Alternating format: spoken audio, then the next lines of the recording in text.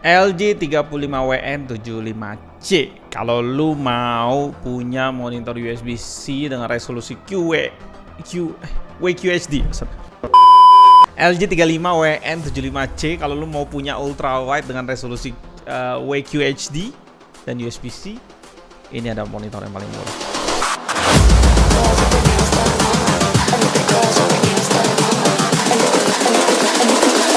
I think the girls with their nails done now.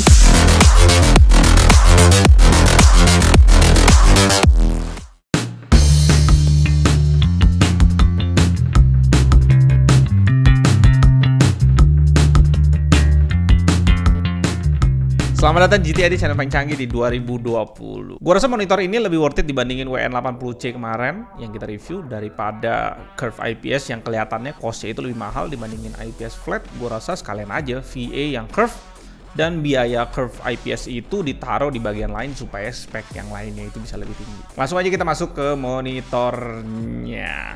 Source yang dikasih yang pertama manual book dan adapter yang super gede yang kalau gue cek power yang di draw di sini sampai 210,6 watt. Wow, ini gede banget. Berikutnya kita dapat kabel power, satu kabel HDMI, satu kabel DisplayPort, dan satu kabel USB Type-C. Kaki monitornya dan stand monitornya sama aja sih sama 34WN80C kemarin. Ya kualitasnya memang padat dan dari besi semua. Dan sama gue ngerasa ini standnya tetap aja ngerasa ketipisan ya bagian sininya. Dan terakhir ada plastik extension untuk kabel manajemen yang kita plug ke kaki monitornya. Dari segi desain gue rasa ya gue nggak perlu banyak jelasin ya, ini udah sering banget kita lihat di seri LG dari yang murah sampai yang mahal. Di WN80C juga udah gue ngomong di sini, ya gue harus ngomong lagi. Dimana ketika kita lihat monitor ini seakan-akan ya kita lihat LG 24MK600 dilebarin, dikasih kaki ergonomik, ya jadilah monitor ultrawide ini. Sesederhana itu, ditebelin lah, dia lebih tebel. Bagian belakangnya ada logo LG tengah-tengah, lalu di bawahnya ada lubang untuk keluar heat yang cukup panjang. Turun ke bawah lagi kita bisa lihat face yang ditutupin sama kakinya 10x10 cm dan portnya yang dikasih ke kita USB Type-C dengan power delivery 94 watt yang ketika kalian colokin ke laptop yang support charge via USB-C via Type-C ya akan langsung nge-charge laptop itu dan juga jadi display juga dan power up 2 port USB 3.0 yang ada di belakang monitor. Ya paling ideal pakai MacBook Pro lah ya.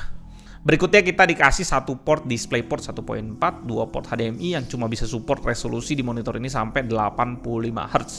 Jadi kalau kalian mau dapetin full potensial monitor ini ya harus pakai USB-C atau DisplayPort-nya.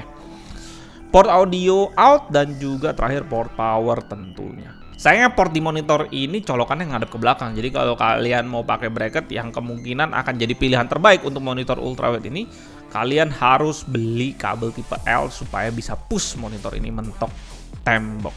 Kenapa gue bisa bilang pilihan terbaik harus beli bracket di monitor ini? Karena ergonomic stand di monitor ini cuma ada head adjustment dan tilt. Dimana untuk ultrawide menurut gue harus dan penting banget itu swivel. Karena di belakang monitor ini ada 2 port USB yang kalau kalian mau pakai selain dongle mouse dan keyboard ya. Karena dongle mouse dan keyboard itu kan jarang kita cabut colok ya. Misalnya HDD atau USB thumb drive. Ya kalian secara nggak langsung harus angkat seluruh monitor ini untuk miringin gitu ya. Baru bisa jangkau belakangnya. Padahal monitor ini cukup berat dan mungkin itu bisa menambah resiko kita jatuhin monitor ini saat kita angkat-angkat gitu. Ya gue tahu swivel ini penting banget di ultrawide karena gue pakai Xiaomi 34 inch yang memang dia kasih swivel yang membuat gue berpikir saat gue pakai itu memang wajib ada di semua monitor ultrawide. Bagian depan monitor ini seperti biasa model 2020 udah bezel-less dengan tebal 3-side bezel-lessnya di 0,9 cm dan ada logo LG di bezel bawah bagian tengah. Spek lengkap monitor ini di website LG 35 inch 88,9 cm curve dihitung diagonal ya dari ujung sini sampai ujung di bawah sana. VA panel 3440x1440p resolution 21:9, refresh rate-nya 100 Hz, brightness-nya di minimum di 240 nits dan kontras rasio minimum di 1500:1. Response time 5 millisecond GTG mode faster, color gamutnya sRGB 99% tipikal dengan minimumnya di sRGB 90%. Speakernya 7 watt kali 2 yang akan kita tes sama-sama. Jadi kita tes di sini sound di monitor dan PC-nya gua 100%-in.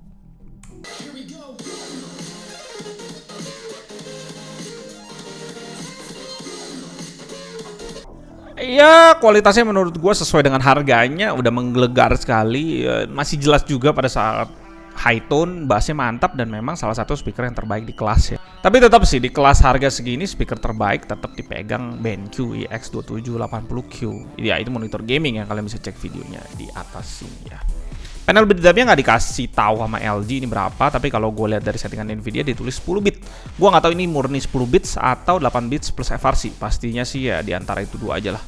Nah, sebelum masuk pengetesan data color, sebelumnya kita bikin video tentang Dell yang kualitasnya biasa aja, padahal dia udah ngeklaim kalibrasi pabrik. Dan salah satu subs kita komen kalau di Nvidia itu ngelimit kualitas output dan harus disetting di Nvidia control panel.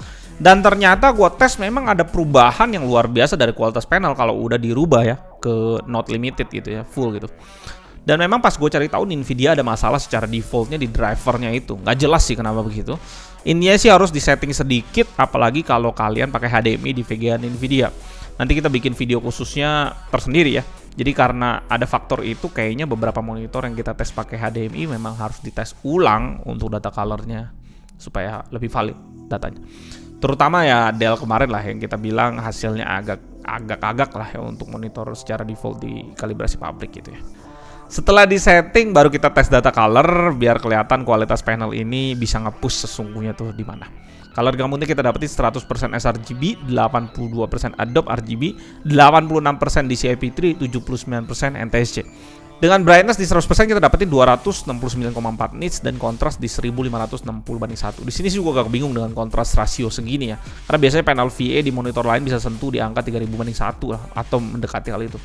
Pantesan aja sih pas gue pakai monitor ini ya warna blacknya terkesan nggak sedip panel VA biasanya yang gue tes. Untuk color uniformity-nya cukup bagus, rata-rata di 2 delta E dan maksimumnya di 2,9 delta E. Kita bisa lihat di 4 titik kiri dan kanan itu lebih gelap dibandingin di bagian tengah. Mungkin karena curve-nya, gue nggak tahu. Data yang kita lihat di pengetesan 100% brightness. Untuk luminance uniformity-nya mungkin biasa aja atau malah level agak sedikit buruk ya. Maksnya bisa sampai 19% di titik paling gelap dan sekitarannya itu melebihi 10% rata-rata. Dan untuk color akurasinya di sini udah bagus lah ya, sesuai dengan harganya juga. Kita dapetin max di 5,54 delta E di warna biru 1F dan average-nya di 0,81. Dan kita sekalian kalibrasi. Biasanya sih yang udah bagus kayak gini pasti kalibrasi ada perbaikan sedikit dan kita bisa lihat hasilnya berubah, max-nya turun jadi 4,53 dan average-nya turun juga di 0,67. Dan rata-rata warnanya lebih banyak jadi di bawah delta E, dirapiin semua sama dia. Nice. Rating dari data color kasih kita di 4,5 poin dan kalian bisa lihat memang luminance uniformity-nya agak kurang di monitor ini. Dan berikutnya kita tes untuk gaming sedikit karena ini 100 Hz ya, 100 Hz ya, bukan 144. Dan hasilnya ya menurut gue biasa aja, seperti pada panel VA umumnya, bayangannya dihasil sekitar 4-5 bayangan di belakang gambar sesungguhnya. Ya bukan untuk kompetitif game pastinya monitor kayak gini, dan kalau kalian lihat videonya pada saat gue usahain pakai video gitu ya, di belakang gambar actual itu ada smearing atau overshoot bahasanya, itu agak nggak enak tuh, ada warna-warna hitam gak jelas gitu. Jadi ketika lo pakai untuk kompetitif atau face spacing moving game-game kayak gitu, FPS terutama ya, ini sangat nggak cocok. Dan kita langsung masuk ke harganya. LG ini bisa kita dapetin di harga 9,2 juta dengan garansi yang khas LG di 1+2, 1 tahun full garansi dan 2 tahun sisanya servis aja. Dan saatnya kita masuk ke kompetitor LG ini yang pastinya harus kita bahas. Pastinya yang pertama itu ada Xiaomi 34 inch yang udah pernah kita review sebelumnya dan jadi salah satu monitor favorit gue dengan resolusi yang sama tapi dikasih 144 Hz 300 nits VA panel di harga 7-8 jutaan. Berikutnya ada Samsung C34F791 WQHD SVA panelnya curve 300 nits 100 Hz ergonomic stand di 9,1 juta. Samsung C34J791 WQHD Thunderbolt 3 ada 2 port 100 Hz ergonomic stand di 12,8 juta.